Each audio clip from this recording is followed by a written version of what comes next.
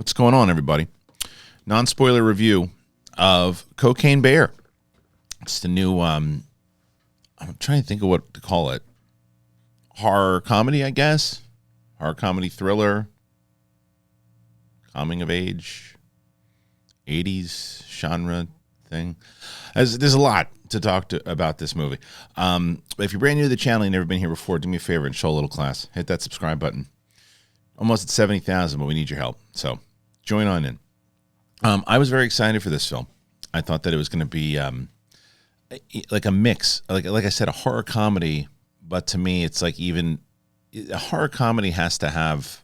This is so hard for me to explain this particular movie. Elizabeth Banks directs this one. I'll start with saying, a lot of the positives, right? And first of all, it's a short movie. It's like an hour and a half. I can't say that it's not entertaining. I can't say that. That's the thing is, like, I even thinking about it before I started shooting the review, I'm like, yeah, I definitely was locked into it for the whole time. There's no doubt about that. I was never like, it's not a boring movie. I think it's impossible to be bored by it. I just feel the problem with it was that it just doesn't, as I said on my out of the theater reaction, it doesn't really lock into a consistent tone. People are like, what do you expect? It's called Cocaine Bear. Totally. And I think that if, you get a, and maybe the jokes just weren't funny to me, a lot of this stuff too, because I think that, and not that it was, it's weird, like the humor itself, like when it played, at the time that it played, it didn't work, right? There were certain times that it did. There were certain times that, like, it's gory as hell, and there are times that it plays like when there's a particular character that obviously I don't think it's going to be a spoiler that some people die in this movie.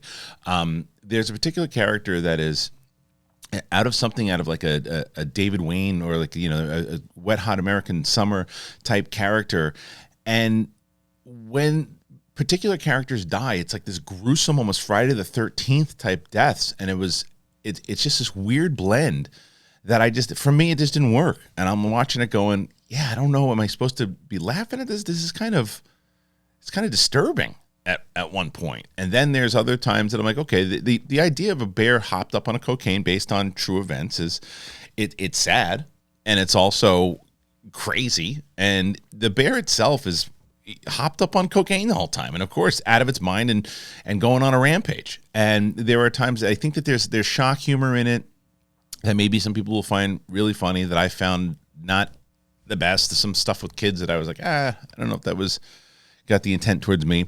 And it very well might be just a subjective humor thing. I'm very curious to hear what people say, because I'm hearing mixed things from people that I went and saw it with. So I think that what it has going for it, once again, is the length. I think that all the performances are really good. I thought that Alden Ehrenreich is good in this movie. The late, great Ray Liotta. O'Shea Jackson, I think, is probably the one who stands out the most.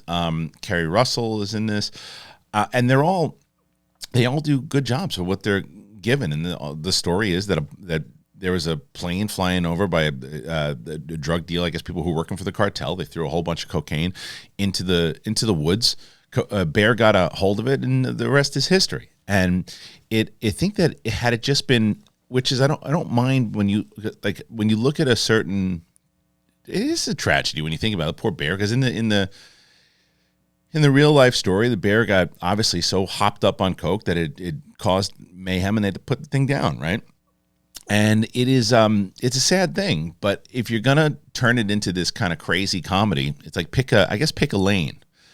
I'm not a big fan of Pain and Gain, but my reason why I didn't like Pain and Gain is because of the mix of the tragedy itself and the way that Michael Bay handled it. However, the tone is consistent in that movie, and it knows exactly what it wants to be. Whether or not the reasons of making the movie and how I felt watching it, that part of it is irrelevant. And I'm not a Michael Bay guy, but I will say that movie is consistent to the tone, and he tells you exactly what the movie's going to be from start to finish.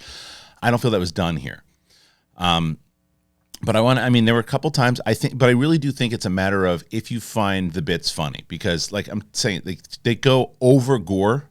And I think that's the point, is they go, like, when there's kills, it's like gruesome kills, and it's like, over the top, but not to the point where it's like scary movie type stuff. It's more like, okay, now this feels like it's almost, like I said, a Friday the 13th or like a really dark horror film.